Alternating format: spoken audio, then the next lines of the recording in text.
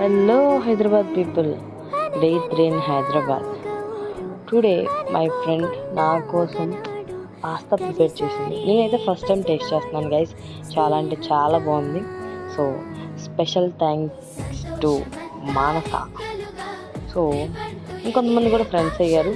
So వాళ్ళకి కూడా thank you. So special thank you to Manasa. నా కోసం కష్టపడి పాస్తా ప్రిపేర్ చేసావు.